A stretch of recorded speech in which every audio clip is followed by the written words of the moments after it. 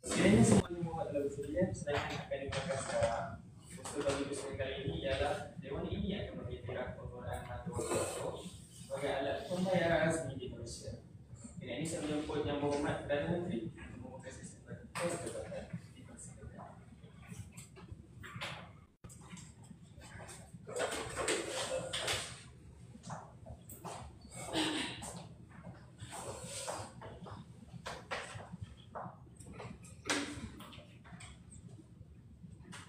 Tuan-tuan dan puan-puan, Dewan ini akan mengiktiraf penggunaan mata wang kripto sebagai alat pembayaran rasmi di Malaysia. Mohon untuk usul diterima. Memegang mandat selaku Yang Amat Berhormat Perdana Menteri hari ini, izinkan saya untuk menceritakan kepada anda apakah sebenarnya maksud usul perdebatan. Fragmen pertama hari ini adalah keadaan mengiktiraf, di mana mengiktiraf ini didefinisikan sebagai keadaan mengakui atau menerima sesuatu sebagai sah dan benar. Dalam kes hari ini adalah kita memberikan status penggunaan yang rasmi kepada penggunaan mata wang kripto ini, tuan-tuan dan puan-puan sekalian. Penggunaan pula adalah digunakan oleh rakyat di dalam ataupun ke luar negara, di mana hari ini mekanisme pelaksanaan mengiktiraf ini adalah dilaksanakan dengan keadaan pelesenan dan kawalan platform yang mendapat lesen rasmi di bawah Bank Negara Malaysia. Pengiktirafan ini akan dilaksanakan secara berfasa. Dalam fasa pertama dikenali sebagai pilot yang mana hari ini ia dibenarkan untuk melaksanakan transaksi antarabangsa melalui 3 keadaan: import, ekspor ataupun dengan keadaan freelancer dengan izin yang dipertua. Keadaan fasa kedua pula hari ini adalah apabila kripto ini diterima oleh peniaga berdaftar, dan fasa ketiga hari ini adalah kripto sah digunakan di semua sektor bersama ringgit secara sama taraf. Mata wang kripto pula hari ini adalah aset digital berasaskan teknologi blockchain, yang mana hari ini kami mengkonsepkan mata wang kripto yang kami ingin bawa adalah Bitcoin sahaja, memperlihatkan kepada nilai eksklusif Bitcoin ini yang mempunyai akses global dan tanpa sebadan sesuai untuk ekonomi global. Yang kedua, kebolehan simpan nilai yang mana ia tidak akan berubah. Yang fragmen seterusnya adalah alat pembayaran rasmi, di mana ia merupakan salah satu medium sah untuk transaksi mata wang yang mana sama taraf. Tuan-tuan dan puan-puan sekalian, Malaysia hari ini adalah keseluruhan Malaysia, yang mana kami konsep kepada kapasiti Malaysia hari ini sudah pun bersedia memegang kepada matlamat Dewan Perdebatan demi mewujudkan kepelbagaian pilihan pembayaran rasmi pengguna dalam mendepani tuntutan pembangunan teknologi kewangan, memperlihatkan kepada kapasiti Malaysia dalam mengiktiraf mata wang kripto ini. 3 kayu ukur kami gariskan. Pertama, hari ini adalah Malaysia sudah mempunyai Akta Pasaran Modal dan Perkhidmatan CMSA yang menggariskan digital currency dan digital token, yang mana hari ini crypto exchange seperti Luno dan Tokenize dah pun berlesen. Jadi hari ini kita nak iktiraf pula mata wang kripto ini, tuan-tuan dan puan-puan sekalian. Kayu ukur kedua adalah infrastruktur digital. Fintech Malaysia hari ini sudah bersedia, di mana hari ini sistem pembayaran digital Malaysia hari ini menggunakan keadaan FPS, Duit Now, e-wallet, yang mana diintegrasikan dengan blockchain, yang mana rakyat hari ini dah terbiasa dengan cashless ini, tuan-tuan dan puan-puan sekalian. Ketiga adalah kesediaan institusi kewangan, di mana hari ini Bank Negara Malaysia sudah membuat kajian dengan Central Bank Digital Currency, di mana ada kerjasama Bank for International Settlement dalam projek Dunbar dan uji transaksi cross border menggunakan blockchain ini, tuan-tuan dan puan-puan sekalian. Peratusan keberhasilannya mencecah 95%, yang membuktikan Malaysia hari ini mempunyai kapasiti teknikal yang baik, yang akhir sekali hari ini dipersetujui oleh data kripto Malaysia, yang mana hari ini Malaysia sudah mempunyai 2.4 juta pengguna rakyat yang mempunyai akaun kripto ini, yang mana kripto berlesen dengan berlesen, dan 1.9 juta daripada celik dengan kripto ini, tuan-tuan dan puan-puan sekalian. Status quo semasa hari ini bercerita tentang penggunaan kripto semakin meluas yang menjadikan trend global di mana laporan daripada Cryptocom Research 2023 menunjukkan lebih 420 juta pengguna kripto di seluruh dunia seperti Vietnam, Filipina dan negara-negara ASEAN yang lain. Jadi, keterdesakan hari ini adalah untuk kerajaan negara mengiktiraf secara integrasi dengan sistem pembayaran sedia ada. Keterdesakannya adalah apabila hari ini inflasi dan kejatuhan nilai mata wang berlaku. Kedua, tekanan global dan inovasi teknologi. Dan yang ketiga, potensi hasil global tuan-tuan dan puan-puan sekalian. Sebelum saya masuk ke hujah perdana, saya silakan satu di perwakilan pembangkang. Tiada diam tanda setuju masuk pada hujah perdana perwakilan kerajaan hari ini di bawah kata kunci keselamatan terjamin. Hari ini, kenapa kami nak iktiraf penggunaan mata wang kripto sebagai alat pembayaran rasmi? Kerana kita mempunyai keselamatan yang terjamin, tuan-tuan dan puan-puan sekalian. Hari ini, berdasarkan Bank Negara Malaysia dan Suruhanjaya Security Malaysia telah merangkumkan bahawa ini Malaysia mempunyai sistem kerangka undang-undang dan sijil pematuhan yang baik dengan pengiktirafan duit digital ataupun token ini, tuan-tuan dan puan-puan sekalian. Di mana keadaan kedua pula hari ini adalah apabila transaksi yang direkodkan dalam teknologi blockchain ini bersifat immutable dengan izin yang dipertua ataupun dikenali sebagai tidak boleh diubah. Dan yang kedua, ia adalah satu keadaan terbuka kepada sesiapa sahaja untuk mengaudit, bebas daripada masalah-masalah seperti fraud accounting ataupun manipulasi dalaman, tuan-tuan dan puan-puan sekalian. Di mana berdasarkan institusi penyelidikan ekonomi Malaysia hari ini telah menceritakan tentang sistem kawalan Bank Negara Malaysia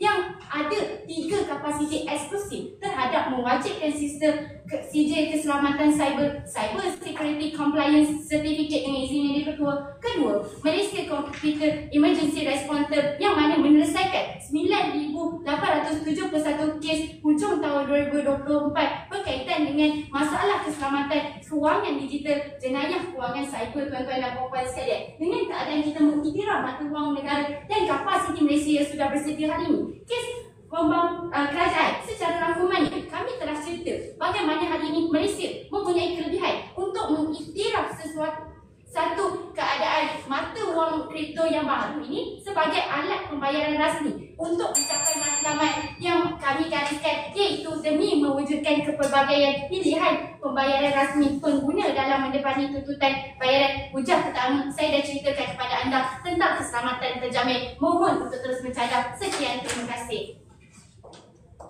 Terima kasih diucapkan kepada Perdana Menteri atas ucapan ini. Seterusnya dipersilakan untuk pembangkang untuk meneruskan.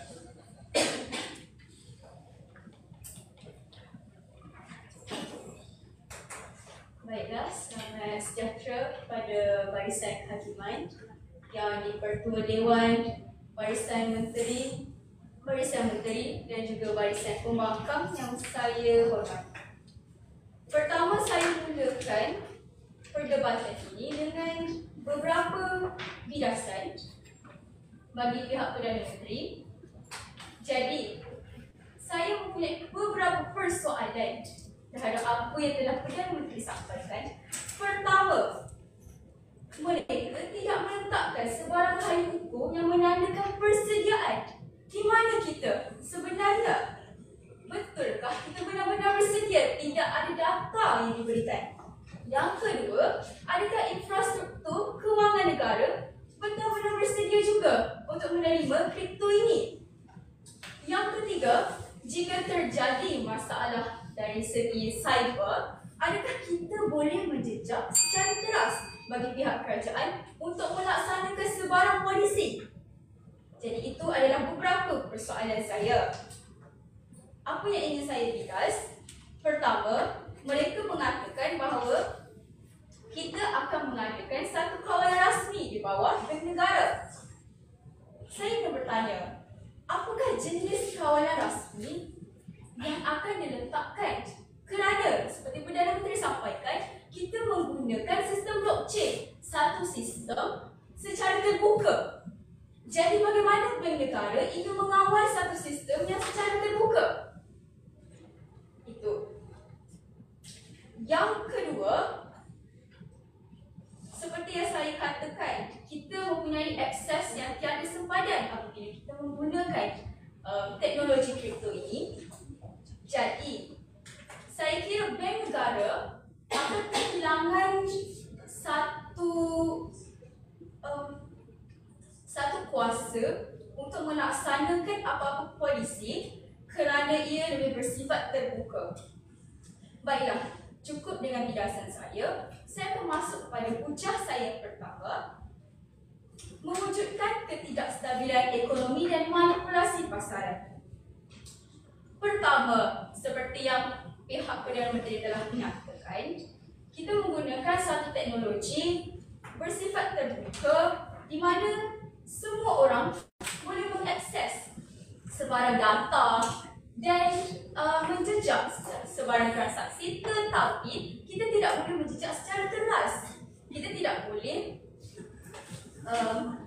tahu IC ataupun pengguna tersebut untuk kita laksanakan sebarang polisi seperti akta-akta yang sedia ada. Dan kebiasaannya, kripto ini digunakan oleh mereka yang celik teknologi. Sekiranya ini dibawa masuk ke Malaysia dan diiktiraf, berkemungkinan rakyat-rakyat akan bersikap mempunyai sikap fear of missing out dengan izin yang dipertua. Jika mereka berjaya menggunakan sistem ini, jadi ini akan menyebabkan lebih ramai yang terpusu-pusu ingin menggunakan kripto tanpa mempunyai ilmu yang cukup, dan ini akan menyebabkan satu bentuk ketidakstabilan dalam ekonomi dan menyebabkan mereka lebih terbuka dengan sebarang isu keselamatan. Satu izin saja. Silakan. Satu, pertama, hari ini kita dah ada 1.9 juta pengguna yang celik kripto. Jadi dengan keadaan ini, mereka tak perlu ada FOMO untuk mereka iktiraf penggunaan kripto ni. Baiklah. Untuk menjawab persoalan tersebut, 1.3 juta berapa puluh berbanding dengan rakyat Malaysia? Saya rasa itu sudah cukup jawab. Kita boleh berfikir. Dan yang kedua, bila kita menggunakan kripto, bank negara secara automatik akan hilang kawalan ke atas duit dalam pasaran kerana ia tidak mempunyai satu centralized dengan izin yang pertua untuk mereka mengawal sebarang masalah inflasi sebagai contohnya. Jadi ini akan menyebabkan seperti hujah saya, ketidakstabilan ekonomi. Dan juga aliran keluar masuk sangat sukar dipantau. Daripada kita mengiktiraf kripto, lebih baik kita menguatkan lagi mekanisme digital, kewangan digital dalam negara. Ataupun sekarang ini negara sudah ingin memulakan fasa menggunakan mata wang digital bank pusat. Jadi saya kira perkara itu lebih baik daripada kita mengiktiraf kripto kerana mata wang digital bank pusat ini lebih tersusun. Kita boleh mengawal segala-galanya, jadi ia berada dalam kawalan. Jika terjadi apa-apa pun, kita masih boleh melaksanakan sebarang polisi. Datuk, apa perbezaan mata wang digital Datuk dengan perwakilan kerajaan ni? Baiklah, kripto bersifat lebih terbuka seperti yang pihak kerajaan telah maklumkan, tetapi mata wang digital bank pusat ini bergantung kepada bank negara. Jadi itulah perbezaannya. Jadi antara contoh negara yang telah melaksanakan perkara ini ialah seperti China dan negara yang telah menerima lebih daripada 137 negara yang sedang mengkaji, menguji dan sudah menggunakan teknologi ini. 3 negara, 2 negara tetap yang telah melaksanakan secara penuh seperti Bahamas dan Nigeria. Jadi berdasarkan hujah yang telah saya berikan, saya harap untuk Dewan terus membantu. Terima kasih diucapkan kepada Ketua Pembangkang. Seterusnya dipersilakan Timbalan Perdana Menteri untuk meneruskan.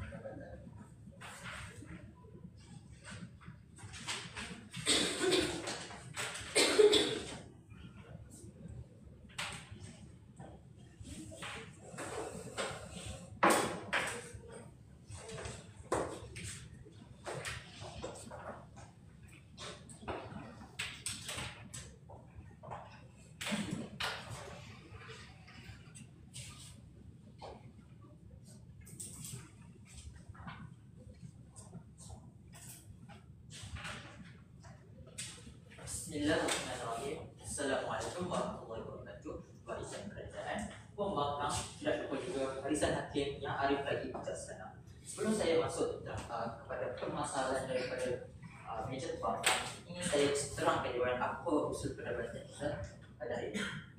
Yang pertama, daripada kerajaan kami ingin melaksanakan pengiktirafan atau wang kripto iaitu Bitcoin, bukan yang menggantikan wang ringgit, malah menjadi pilihan kedua RM17 untuk menjadi alat pembayaran yang sah di Malaysia. Berbanding dengan pembangkang pula, mereka menolak untuk pengiktirafan mata wang alternatif ini di Malaysia. Seterusnya, tugas pembangkang pada hari ini senang, nafikan seperti kesediaan Malaysia untuk menerima wang kripto ini, tapi pihak pembangkang tidak langsung menafikan dan menerangkan mengapa mereka menafikan perkara tersebut. Seterusnya, saya akan masuk terhadap permasalahan daripada yang berhormat Ketua Pembangkang. Yang berhormat Ketua Pembangkang menyatakan pihak kerajaan tidak memberi langsung kayu ukur yang berhormat. Selaku Perdana Menteri saya telah pun menyatakan ada 3 kayu ukur penting, iaitu negara Malaysia telah pun mempunyai crypto exchange yang sudah berlesen di Malaysia. Seterusnya, infrastruktur Malaysia. Yang kedua, infrastruktur financial technology Malaysia yang sudah pun bersedia. Dan yang ketiga, kesediaan institusi kewangan untuk mengawal sedia wang kripto ini. Seterusnya, saya masih belum habis dengan penjelasan terhadap Ketua Pembangkang. Penjelasan saya yang kedua, yang berhormat Ketua Pembangkang merupakan sistem kripto ini sistem teknologi dan data yang terbuka. Lalu, ianya mewujudkan ketidakstabilan ekonomi. Apa kaitan teknologi dengan ketidakstabilan ekonomi ini? Nombor langsung tidak menerangkan tentang kaitannya antara dua permasalahan tersebut. Seterusnya, kesan saya yang ketiga, yang berhormat menyatakan bahawa lebih baik melaksanakan mata wang digital. Apa yang berhormat ingin menyatakan? Mahu tambah lagi satu mata wang ataupun bagaimana? Langsung tidak diberitahu oleh kerana jika ingin mengatakan menambah baik infrastruktur kewangan teknologi Malaysia, adakah yang berhormat ingin menaik taraf sistem perbankan internet, ataupun yang berhormat ingin membawa masuk satu mata wang baru digital? Yang berhormat langsung tidak terangkan.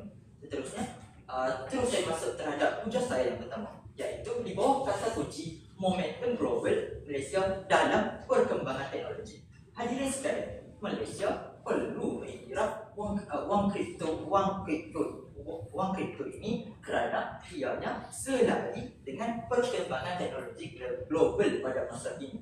Masalah yang timbul pada hari ini ialah jika Malaysia tidak mengiktiraf wang kripto ini, kita akan ketinggalan dalam perlombaan teknologi kewangan digital yang kian bertambah pesat sekarang. Kesannya, Malaysia akan kehilangan peluang pelaburan berkaitan teknologi kewangan. Oleh itu, dengan mengiktiraf wang kripto ini, iaitu Bitcoin yang telah diutarakan oleh Perdana Menteri saya, ekosistem blockchain dan teknologi kewangan dapat berkembang dengan lebih pesat di Malaysia. Hadirin sekalian, blockchain ini akan menyimpan rekod transaksi dalam bentuk blok. Jadi, dakwaan yang berhormat mengatakan kripto ini tidak dapat melihat mengesan transaksi yang berlaku adalah salah sekali yang berhormat. Seterusnya, setiap blok yang berbeza dapat dengan blok sebelumnya ini akan menggunakan sistem kriptografi. Kesan daripada ini, Malaysia akan menjadi hub teknologi kewangan serantau, lalu seterusnya membuka peluang pekerjaan yang tinggi di Malaysia. Laporan daripada Chief Analysis pada tahun 2024 telah menyatakan bahawa pasaran kripto, iaitu Bitcoin ini, antara paling besar yang tengah berkembang di dunia kita pada masa ini. Saya ingin beri contoh United Arab Emirates yang telah pun mengiktiraf wang kripto ini dan mengawal sedianya melalui Dubai Virtual Asset Regulatory Authority (VARA). Apa yang terdapat di sini, Dubai iaitu ibu negara UAE ini telah pun menjadi terkenal sebagai pusat global mata wang digital. Oleh itu, Malaysia haruslah mencontohi inisiatif ini daripada mereka. Sebelum saya menyusuri pada hujah saya yang kedua, saya silakan satu. Saya ingin bertanya, apakah guna pemodelan tapi membanggar rakyat? Sebab apa kripto ini tidak stabil? Dan yang memang cukup saya nak katakan, kripto ni kami tidak pernah paksa rakyat terguna. Kami tidak mahu hapuskan ringgit tu. Kami cuma kata siapa nak gunakannya boleh guna. Jika siapa tak nak guna, tak ada masalah, boleh gunakan ringgit. Seterusnya saya masuk terus kepada hujah saya yang kedua. Melalui kripto ini dia hanya kurang terkesan dengan inflasi. Mengapa saya kata kripto seperti kripto ini mempunyai pekanan yang terhad yang menjadikannya pelindung daripada inflasi. Masalah yang timbul pada hari ini, mata wang seperti wang ringgit Malaysia ini boleh dicetak berlebihan, yang ianya boleh menyebabkan penyusutan nilai dan peningkatan inflasi. Oleh kesannya, kuasa beli melalui ringgit ini akan menurun, di samping akan membuatkan kos sara hidup yang meningkat. Oleh itu, dengan mengiktiraf mata wang kripto ini, iaitu Bitcoin ini, rakyat mempunyai alternatif menyimpan kekayaan dalam bentuk aset digital. Laporan daripada DH pada tahun 2024 telah menyatakan Bitcoin hanya terhad kepada 21 juta unit sahaja. Oleh itu, ianya tidak boleh ditambah walaupun permintaannya meningkat. Contohnya, saya ingin beli di Venezuela, apabila mata wang mereka mengalami hyperinflation, ada di kalangan rakyat mereka yang menggunakan kripto untuk melindungi aset mereka. Oleh itu, kripto terbukti mampu menyelamatkan aset rakyat yang daripada merugikan apabila mata wang mereka mengalami inflasi. Oleh itu, saya ingin rangkumkan di sini usul Dewan ini mengiktiraf penggunaan mata wang kripto sebagai alat pembayaran rasmi di Indonesia harusnya diterima seisi Dewan dengan dua hujah yang dibawa oleh saya, iaitu momentum, dua kata kunci, momentum global Malaysia dalam perkembangan teknologi Malaysia dan juga kurang terkesan dengan inflasi. Selari dengan masyarakat kita demi mewujudkan kepelbagaian pembayaran di Malaysia. Oleh itu sahaja daripada saya. Mohon untuk terus mencadang. Sekian, terima kasih. Terima kasih diucapkan kepada Kepala Departemen dan Menteri. Selanjutnya dipersilakan Kepala Departemen Pembangkang. Bismillahirrahmanirrahim. Assalamualaikum warahmatullahi wabarakatuh. Terima kasih Tuan Yang Tua, sidang hadirin sekalian. Baiklah, sebagai timbalan pembangkang pada hari ini, daripada pihak pembangkang, kami dengan ini menolak usul yang berkata Dewan ini mengiktiraf penggunaan mata wang kripto sebagai alat pembayaran rasmi di Malaysia. Jadi, kerajaan berkata-kata dari tadi seolah-olah kami daripada pihak pembangkang ini tidak faham usul yang diusulkan yang memfokuskan pengiktirafan penggunaan kripto. Kami faham pihak kerajaan tidak memaksa, tetapi pihak kerajaan tidak faham pengiktirafan ini tidak secara langsung akan menggalakkan penggunaan kripto. Jadi sikap orang ramai yang FOMO, fear of missing out, dengan izin ataupun pendegahan kepada kripto ini menjadikan mereka terlibat dengan penggunaan kripto dan akhirnya mereka terjerumus dalam pelbagai penipuan, terutama sekali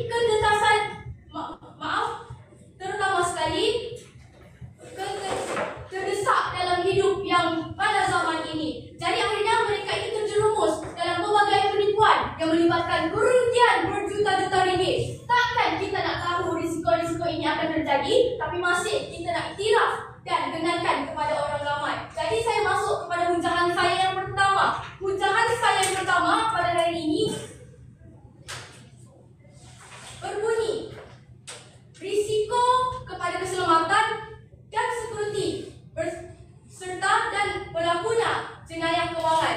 Jadi apa yang dikatakan hari ini ialah mata wang kripto ini menggunakan sistem decentralized legal yang tidak dikawal sebelumnya oleh bank pusat ataupun kerajaan. Walaupun transaksi direkodkan di blockchain, tetapi identiti pemilik boleh disamarkan. Ini akan membuka ruang luas kepada aktiviti-aktiviti haram seperti pembubahan wang haram, pembiayaan keganasan, penipuan pelaburan dan pasaran gelap dalam talian. Jadi walaupun kononnya ia telus kerana semua transaksi direkodkan, realitinya pemilik dompet digital boleh menyembunyikan identiti sebenar mereka dan ini akan mengekalkan pihak berkuasa untuk mengesan pihak yang terlibat jika berlakunya permasalahan melibatkan kripto ini. Jadi saya bagi contoh laporan oleh Chainalysis pada tahun 2023, nilai transaksi kripto yang dikaitkan dengan aktiviti haram mencecah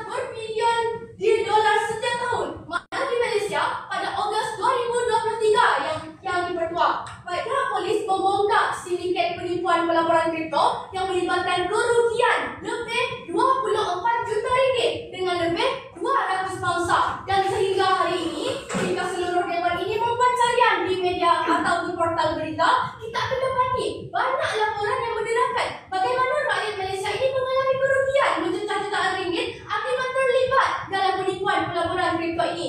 Jadi sindiket ini berpotensi beroperasi sepenuhnya atas talian dan menggunakan alamat luar negara untuk menyembunyikan identiti sebenar mereka. Jadi jika Malaysia ini mengiktiraf kripto sebagai alat pembayaran rasmi, ia memberi isyarat kepada penjenayah global bahawa negara kita mesra terhadap transaksi tanpa kawalan pusat. Jadi jika dari pihak kerajaan tadi mengatakan mencetuskan berkenaan inflasi, di sini saya terangkan kalau kita gunakan kripto ini, Bank Negara Malaysia secara tidak langsungnya akan hilang kawalan atas wang kita dalam pasaran. Ini bermakna Bank Negara Malaysia ini susah mengawal inflasi. Kerana apa? Kerana transaksi banyak kita tidak boleh dikesan kerana menggunakan sistem kripto ini. Bank Negara Malaysia ini akan kekurangan simpanan rakyat kerana ramai yang menggunakan sistem kripto. Jadi aliran keluar masuk wang akan susah dipantau oleh kerajaan sendiri. Jadi risiko ringgit ini akan menjadi lemah sebab keyakinan dan akan menjadikan keyakinan terhadap ringgit ini juga menjadi lemah. Saya masuk kepada hunjahan saya yang kedua pada hari ini. Hunjahan saya yang kedua pada hari ini berbunyi infrastruktur dan kesadaran rakyat yang masih belum tersedia.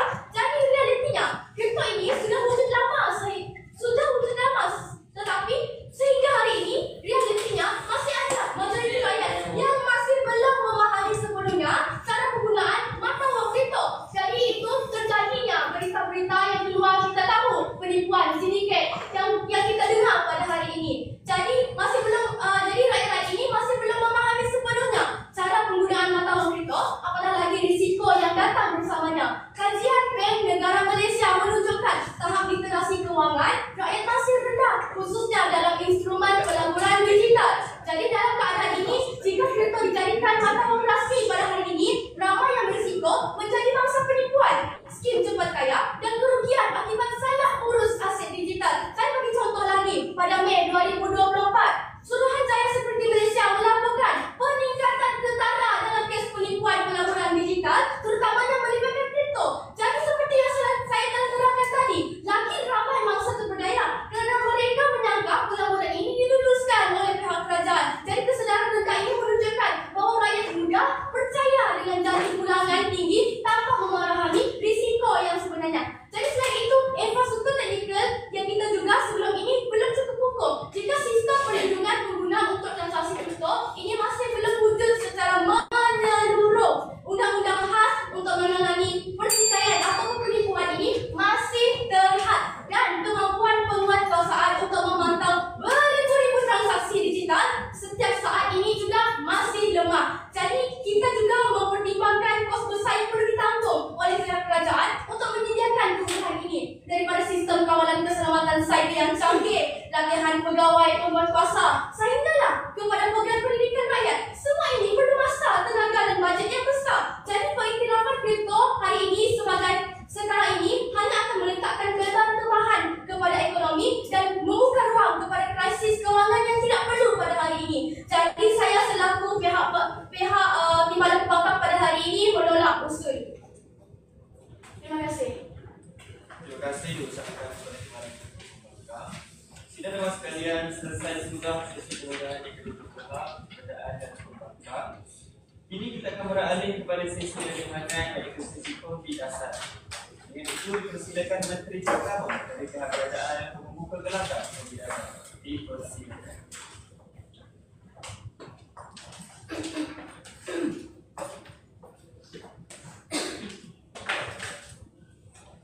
Tuan Yang di-Pertua Dewan, Barisan Hakim, Pembangkang serta Barisan Perwakilan Kerajaan.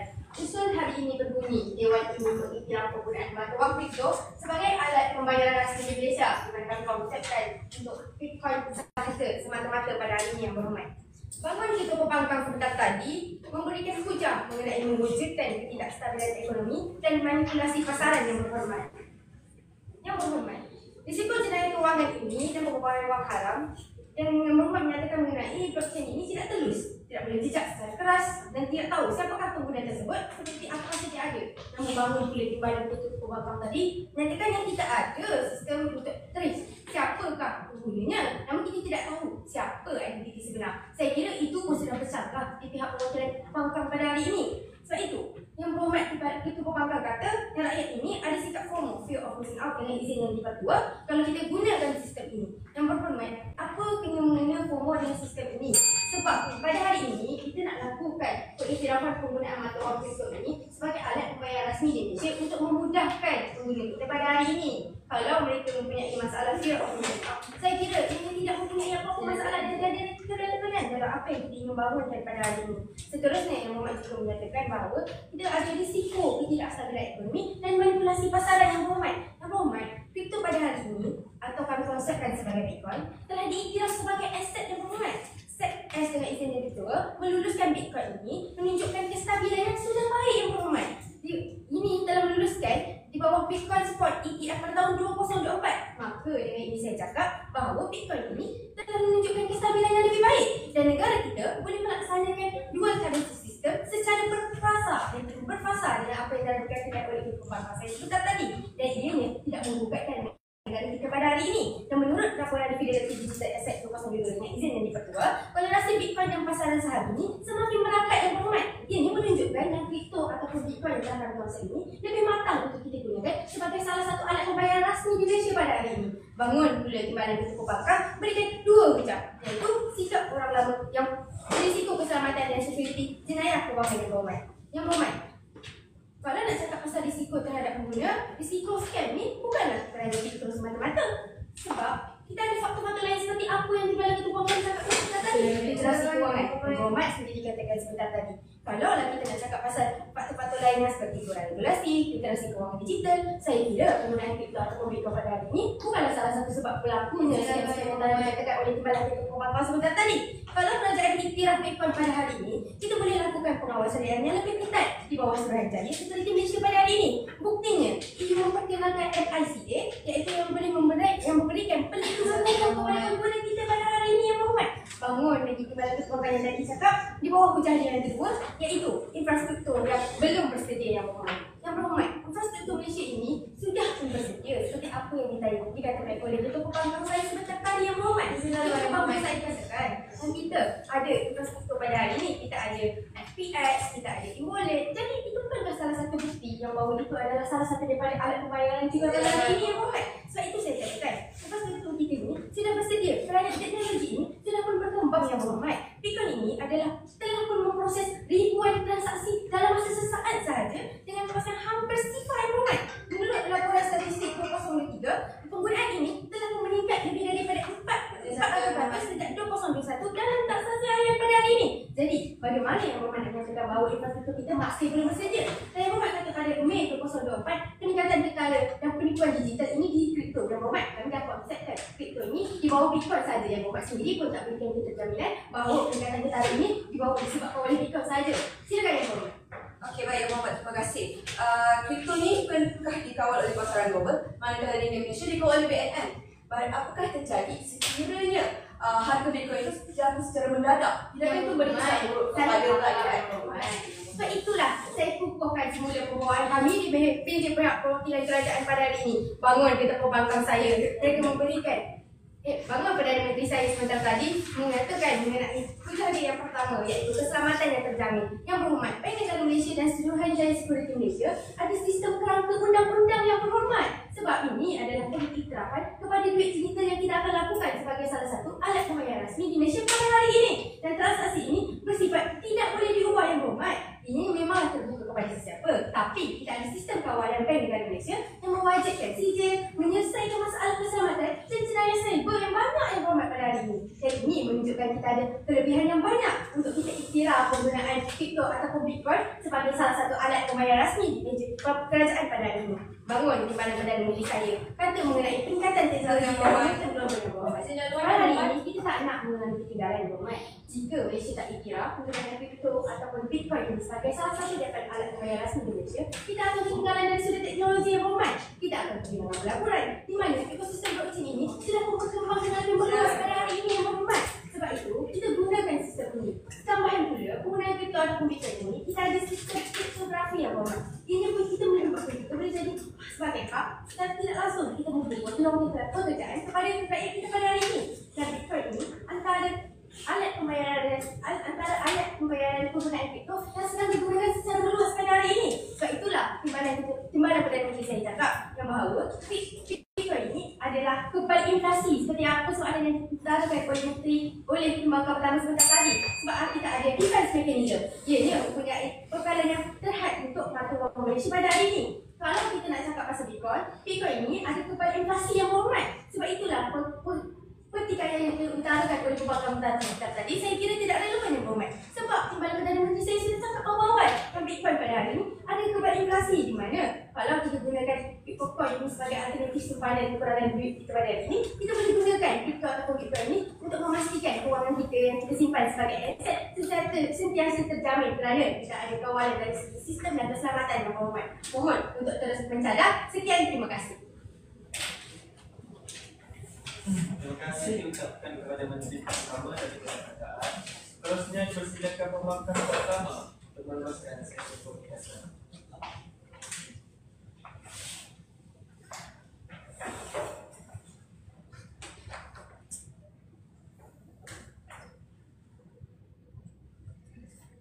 Terima kasih kepada Tuan Yang Dipertua, kepada para hakim, kepada pihak kerajaan dan serta pihak pembangkang kita pada hari ini. Sebelum saya meneruskan pencerahan saya, izinkan saya melakukan pembahasan saya. Yang pertama, pihak pembangkang sebentar tadi ada meletakkan kayu pun di mana kami belum menafikan penggunaan kripto kami ini sendiri. Okey, yang pertama, kenapa kami dari pihak pembangkang menafikan penggunaan kripto ini? Kerana yang pertama, penggunaan kripto itu sendiri tidak stabil dan liar berbanding dengan ringgit Malaysia yang telah dikawal sedia oleh Bank Negara Malaysia. Di mana jika ringgit Malaysia jatuh, apa yang BNM boleh buat adalah yang pertama menurunkan kadar faedah, di mana itu memberikan satu cara yang bijak. Tetapi jikalau kripto itu sendiri dikawal sedia oleh pasaran global, jika untuk dikaitkan dengan fear of missing out sebentar tadi dengan isi yang diperlukan, rakyat berpusu-pusu membeli Bitcoin sebagainya dengan nilai yang tinggi, memberi pulangan dan sebagainya. Tetapi apakah terjadi jika nilai itu jatuh secara mendadak? Tidakkah itu memberi kesan buruk kepada rakyat Malaysia sendiri? Okay. Yang kedua,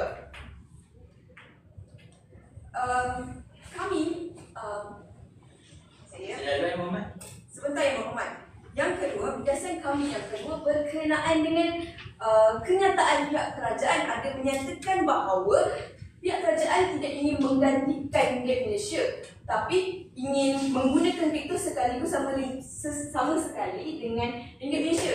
Bukankah itu memberi kesan buruk? Kerana apa? Apabila ringgit Malaysia digunakan secara sekali bersama dengan kripto, ia akan mengurangkan simpanan rakyat di Bank Negara Malaysia. Tidakkah itu memberikan kesan buruk?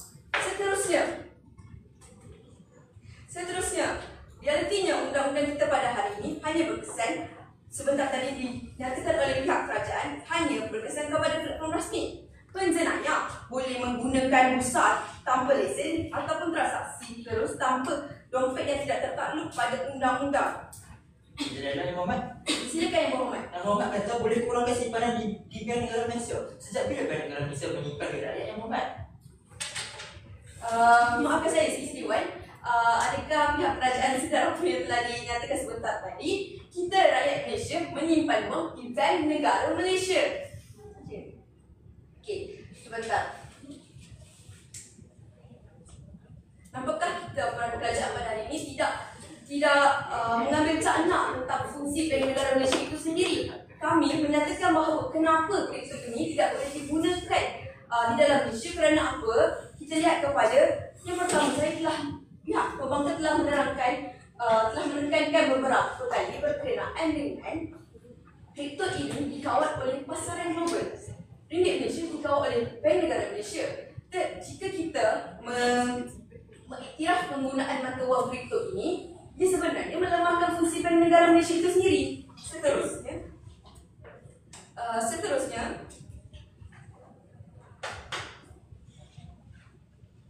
Seterusnya berkenaan dengan blockchain,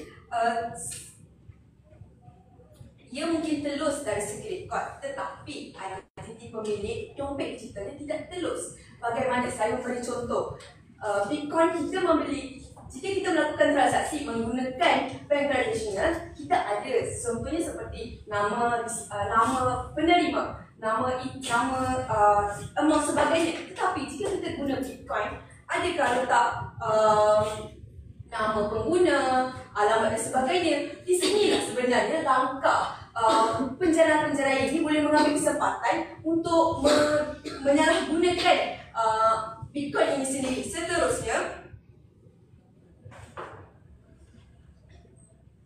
Seterusnya kami dari pihak kerajaan, pihak pembangkang, maafkan saya,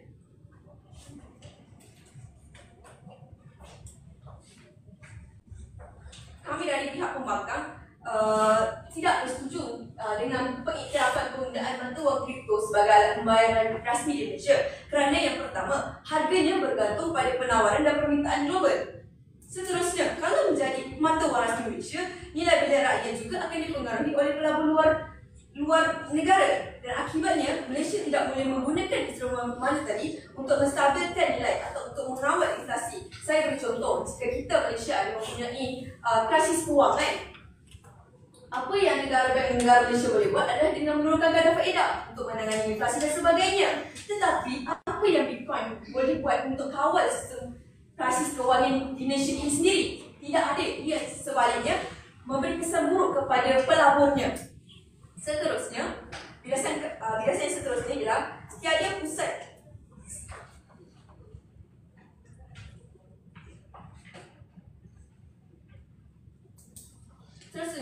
kami dari pihak pembangkang ingin beri contoh yang kami telah beri contoh, iaitu yang pertama, negara El Salvador. Negara El Salvador ini antara negara yang pernah mengiktiraf Bitcoin. Tapi apa kesannya? Kesannya negara ini menghadapi kerugian beratusan juta USD akibat kejatuhan harga Bitcoin yang sendiri. Tidakkah pihak kerajaan nampak akan kesan buruk yang telah berlaku di negara ini sendiri? Yang kedua, ia telah membuktikan bahawa kesan positif yang tidak konsisten. Ia hanya positif di awal sahaja, tetapi apabila kejatuhan harga ini sendiri, ia akan memberi kesan buruk kepada pengguna. Seterusnya,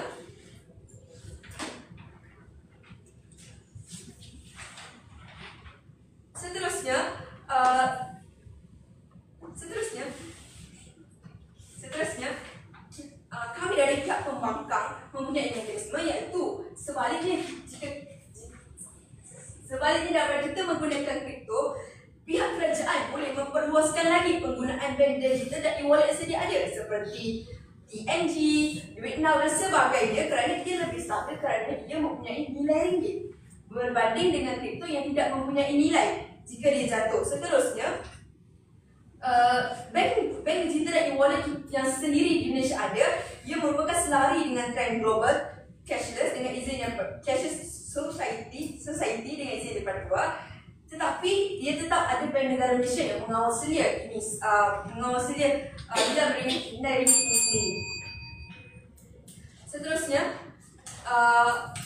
dengan ini kami dari pihak pembangkang menolak sepenuhnya usul kita pada hari ini yang mengatakan bahawa dewan ini mengiktiraf penggunaan mata wang kripto sebagai alat pembayaran rasmi di Malaysia. Sekian itu, terima kasih. Terima kasih diucapkan kepada pembangkang pertama. Sidang Dewan yang beriman bagi menutup sidang perdebatan ini, kita akan beralih ke sesi penggulungan, di mana kedua-dua pihak diberikan masa selama 4 minit untuk merumuskan perkara. Dalam sesi penggulungan ini, tiada izin dan luar yang diperlukan. Beserta wakil pihak pembangkang untuk menyampaikan ucapan penggulungan.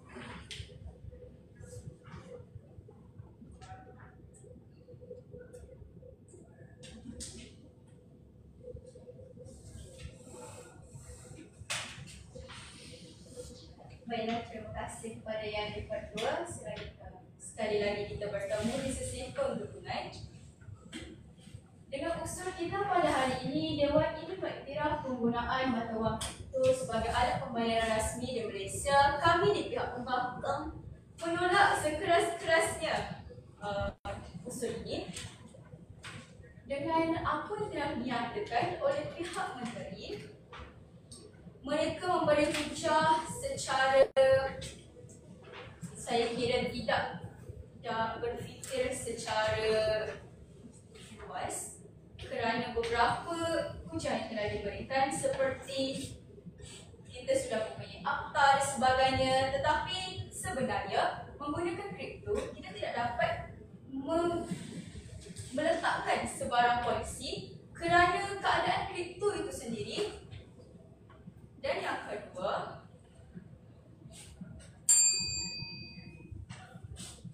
infrastruktur yang sudah bersedia yang dinyatakan, tapi saya kira Malaysia tidak lagi bersedia untuk menerima kripto ini kerana keadaannya yang naik turun dan tidak konsisten. Saya teruskan dengan hujahan yang telah dinyatakan oleh pihak menteri. Pertama, kami menyatakan mewujudkan ketidakstabilan ekonomi dan manipulasi pasaran. Ini kerana tidak ramai yang masih tahu akan penggunaan dan risiko yang akan dialami apabila mereka menggunakan kripto. Yang kedua, risiko keselamatan, sekuriti dan jenayah kewangan. Perkara ini seperti yang dinyatakan oleh Timbalan Pembangkang, kita akan mudah terdedah dengan penipuan cyber kerana adanya sikap fear of missing out dengan yang dipertua. Yang ketiga, infrastruktur dan kesedaran rakyat yang masih belum bersedia. Ini adalah satu perkara yang sangat kritikal kerana apabila kita tidak mempunyai infrastruktur yang cekap yang dapat membantu rakyat, ini akan membiarkan rakyat terus menggunakan sesuatu perkara tanpa mengetahui risiko yang akan dialami oleh mereka. Dan seperti yang dinyatakan oleh pihak pembangkang, apabila kita tidak mempunyai centralized data dengan izin yang tertua, perkara ini akan membawa kepada akan menjadikan jenayah cyber ini berleluasa dan kesan positif tidak konsisten. Dengan itu saya rumuskan bahawa kami di Bak Pembangkang menolak sekeras-kerasnya usul yang dinyatakan. Terima kasih bagi pihak pembangkang. Sekarang dipersilakan wakil pihak kerajaan untuk meneruskan sesi permohonan dan sekaligus untuk perdebatan bagi semua.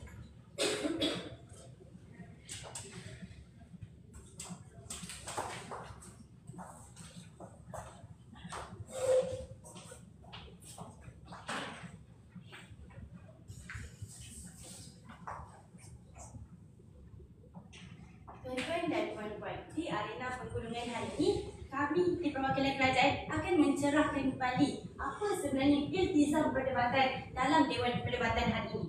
Pertama, di perwakilan kerajaan hari ini, kami ceritakan keadaan terdesak untuk Malaysia hari ini mengiktiraf penggunaan mata wang kripto ini sebagai alat pembayaran rasmi di Malaysia, di mana kami akan laksanakan secara berfasa untuk keadaan memberi pilihan pembayaran. Contoh, hari ini kita boleh pakai cash dan kita boleh juga pakai secara duit now. Dan kita tambah lagi satu, iaitu dengan kita guna Bitcoin ini, tuan-tuan dan puan-puan sekalian. Itu pemahaman mudah.